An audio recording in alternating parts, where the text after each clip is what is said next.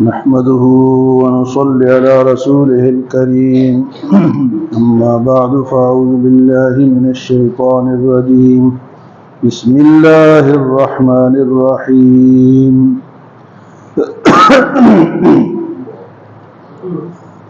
وإذا حشر الناس كانوا لهم أعداء وكانوا بعبادتهم كافرين وإذا تتلى عليهم آياتنا بينات قال الذين كفروا للحق لما جاءهم هذا سحر مبين أم يقولون افتراه قل إن افتريته فلا تملكون لي من الله شيئا هو أعلم بما تفيضون فيه كفى به شهيدا بيني وبينكم وهو الغفور الرحيم.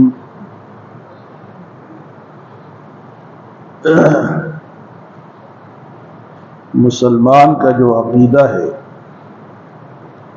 وہ قرآن کے مطابق ہوگا تو قبول ہوگا اللہ کے دربار میں، اور اگر خود ساختہ عقیدہ رکھا ہوا ہے، مان تو رہا ہے لیکن وہ غلط مان رہا ہے، قرآن و سنت کے خلاف، تو عقیدہ وہ جس طرح کہ کل کے درس میں ہم نے سنا کہ اللہ پاک نے فرمایا کہ یہ جو تم نے اللہ کے سوا معبود بنا رکھے ہیں، کیا انہوں نے کوئی زمین کا کوئی ٹکڑا بنایا ہے یا آسمان کی کوئی جگہ انہوں نے بنائی ہے؟ ساری کائنات کا خالق اللہ ہے، تو جب اللہ ہے تو عبادت بھی اللہ ہی کی ہے، اور اللہ کو چھوڑ کے غیر اللہ جو بھی ہے، غیر اللہ اس کو کہتے ہیں کہ اللہ کے سوا کسی اور کی عبادت کی جائے، اس کو پکارا جائے، اس کی پوجا کی جائے، اس کو کہتے ہیں غیر اللہ کی عبادت۔ تو اس میں اگر بت ہیں، انسان ہیں، فرشتے ہیں، انبیاء ہیں، بزرگ ہیں، تو ان سب کی جو لوگ عبادت کرتے ہیں یا ان کو پکارتے ہیں، تو جب قیامت کا دن ہوگا تو یہ جن جن کی ہم نے عبادت کی ہوگی وہ انکار کریں گے، نہیں ہم نے تو انہیں نہیں کہا تھا کہ ہماری عبادت کرو، وہ ہمارے منہ پر کہیں گے جاؤ جو کرنا ہے کرو، بھئی ہم نے تمہیں کہا تھا کہ تم ہمیں، مثلا کوئی آدمی کسی بزرگ کو، مثلا شیخ عبد القادر جیلانی رحمۃ اللہ علیہ، وہ کئی لوگ جو ہیں ان کو مشکل کشا سمجھتے ہیں کہ انہوں نے فلاں کو بچایا، فلاں کو بچایا، فلاں کو بچایا، یا لوگ کہتے ہیں کہ علی حجویری رحمۃ اللہ علیہ جو لاہور میں جن کا مزار ہے، ان کی کتاب ہے کشف المحجوب، ان کی کتاب کا نام ہے کشف المحجوب، اس میں انہوں نے لکھا ہے کہ نہ کوئی گنج بخش ہے اور نہ کوئی رنج بخش ہے، ان کو لوگ گنج بخش کہتے ہیں، گنج بخش، فیض عالم، مظہر نور خدا، کامل آرا، کامل، اس طرح کوئی شعر فارسی، تو ان کو لوگ کہتے ہیں گنج بخش۔ گنج بخش کے معنی ہوتے ہیں خزانہ بخشنے والا، خزانہ، انہوں نے کہا کہ نہ اللہ کے سوا کوئی گنج بخش ہے اور نہ کوئی رنج بخش ہے، نہ کوئی تمہیں تو کوئی رنج پہنچا سکتا ہے اور نہ کوئی تمہیں فائدہ پہنچا سکتا ہے، یہ ان کی کتاب ہے، لیکن کتاب کون پڑھے؟ دیکھا دیکھی بس چل رہا ہے۔ تو عقیدہ وہ جو قرآن بتائے، عقیدہ کہاں سے سیکھیں گے جی؟ قرآن سے۔ تو اللہ پاک فرماتے وَمَنْ أَضَلُّ مِمَّنْ يَدْعُو مِنْ دُونِ اللَّهِ مَنْ لَا يَسْتَجِيبُ لَهُ إِلَى يَوْمِ الْقِيَامَةِ وَهُمْ عَنْ دُعَائِهِمْ غَافِلُونَ، جو جن کو ہم پکارتے ہیں وہ قیامت کے دن کہیں گے ہمیں کسی نے نہیں پکارا، وہ انکار کر دیں گے۔ وَإِذَا حُشِرَ النَّاسُ، اور جب لوگوں کو جمع کیا جائے گا، قیامت کے دن آئے گا، كَانُوا لَهُمْ أَعْدَاءً، وہ جن کو ہم پکارتے ہیں وہ ہمارے دشمن بن جائیں گے۔ بھئی تمہیں کس نے کہا ہے تم ہمیں پکارو؟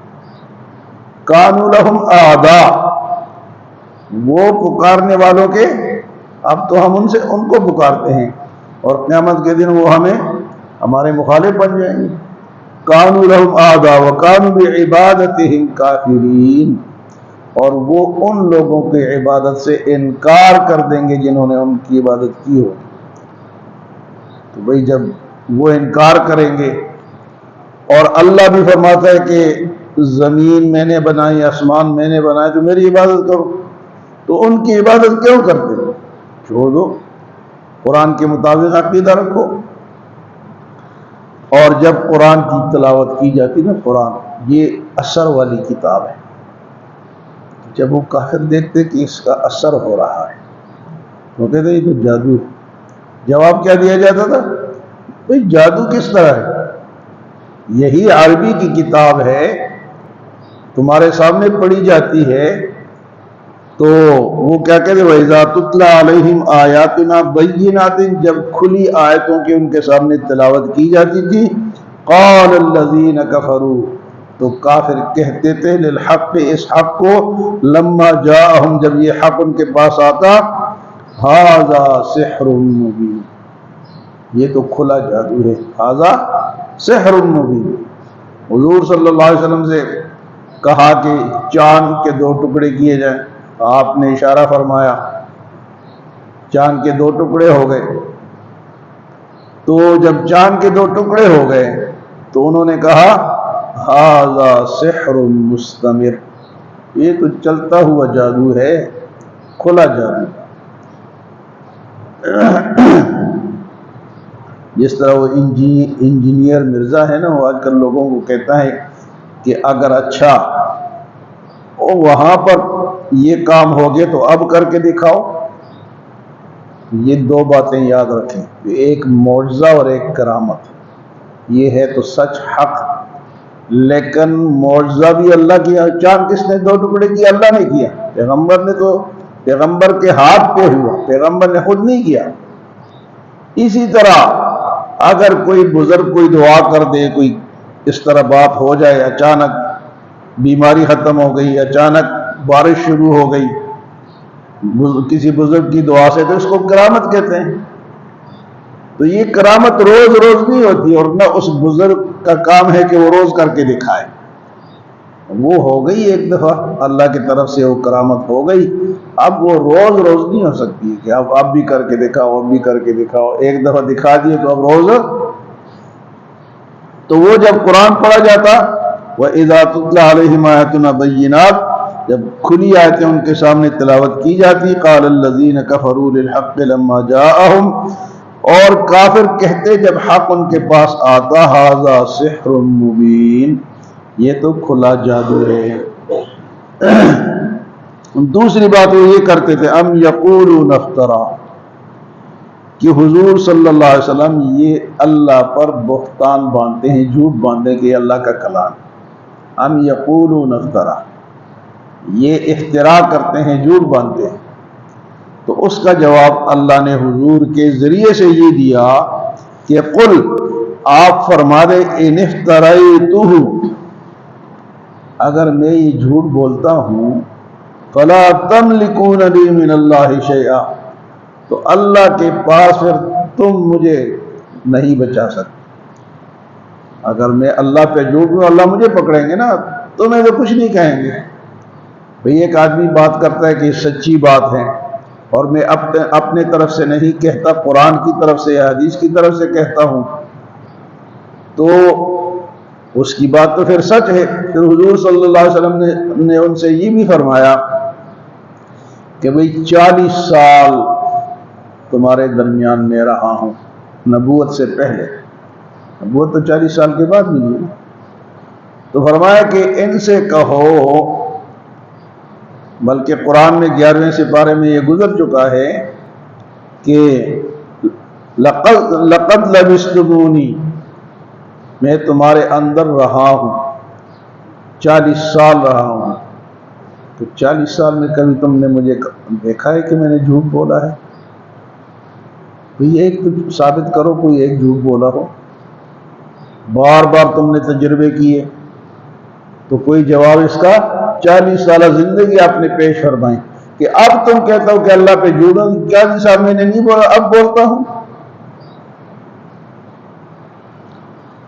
فرمائے کہ وَإِذَا تُتْلَىٰ أَمْ يَقُولُونَ افْتَرَىٰ، کہتے ہیں کہ یہ افترا کرتے ہیں، اللہ پہ جھوٹ باندھتے ہیں۔ تو فرمایا قُلْ إِنِ افْتَرَيْتُهُ فَلَا تَمْلِكُونَ لِي مِنَ اللَّهِ شَيْئًا، اگر میں اللہ پہ جھوٹ باندھتا ہوں تو اللہ کے ہاتھ تم مجھے نہیں بچا سکتے، اللہ خود ہی مجھے پکڑ لیں گے۔ هُوَ أَعْلَمُ بِمَا تُفِيضُونَ فِيهِ، اور وہ جانتا ہے، اللہ جانتا ہے جو کچھ میں کہتا ہوں۔ هُوَ أَعْلَمُ، وہ اللہ جانتا ہے، بِمَا تُفِيضُونَ فِيهِ، جو کچھ میں کہتا ہوں۔ كَفَىٰ بِهِ شَهِيدًا بَيْنِي وَبَيْنَكُمْ، میرے اور تمہارے درمیان اگر تم کہتے ہو کہ یہ جھوٹ ہے تو اللہ کی گواہی کافی ہے، مجھے کسی اور گواہ کی ضرورت نہیں ہے۔ قُلْ كَفَىٰ بِاللَّهِ شَهِيدًا بَيْنِي وَبَيْنَكُمْ، كَفَىٰ بِهِ شَهِيدًا بَيْنِي وَبَيْنَكُمْ وَهُوَ الْغَفُورُ الرَّحِيمُ، اور اللہ بخشنے والا مہربان ہے کہ وہ گناہ اگر کوئی توبہ کرتا ہے تو گناہ بخشتا بھی ہے، اور مہربان ہے، جلدی نہیں پکڑتا۔ غفور معاف بھی کر دیتا ہے، اور رحیم مہربان بھی ہے، جلدی نہیں پکڑتا۔ تو اگر اللہ پہ میں جھوٹ بولتا ہوں تو اللہ خود ہی میرے ساتھ حساب کتاب کریں گے۔ تو یہ قرآن بتاتا ہے کہ حضور صلی اللہ علیہ وسلم نے کسی سے پڑھا تو نہیں، کسی یونیورسٹی سے، کہیں سے، تو کہاں سے سیکھا؟ اس لیے یہ وہی کس نے سکھایا؟ اللہ نے سکھایا، اور آپ نے پھر ہمیں آگے اپنی امت کو بتایا۔ تو آج کی آیت میں فرمایا کہ ایک تو یہ ہے کہ جن کو اللہ کے سوا ہم عبادت کرتے ہیں وہ قیامت کے دن ہمارے مخالف ہو جائیں گے، بھئی ہمیں کوئی نہیں پتا۔ اور جب قرآن کی آیات کی تلاوت کی جاتی تھی، جب اس کا اثر ہوتا تھا، کہتے ہیں یہ جادو ہے۔ اور تیسری بات فرمایا کہ وہ اپنے طرف سے بنا کر لائیں۔ تو آپ نے فرمایا کہ 40 سال پہلے میں نے کوئی ایسی بات نہیں کی، اب کس طرح کی؟ تو اب جو میں کرتا ہوں یہ کس کی بات ہے؟ یہ اللہ کی بات ہے۔ اور اگر پھر بھی نہیں مانتے تو میرے اور تمہارے درمیان اللہ کی گواہی کافی ہے، اور اگر میں غلط بولوں تو اللہ مجھے پکڑیں گے، تمہیں کیا تکلیف؟ اگر غلط بات کرتا ہوں تو اللہ تو نہیں چھوڑیں گے۔ اللہ ہمیں عمل اور سمجھ کی توفیق عطا فرمائے۔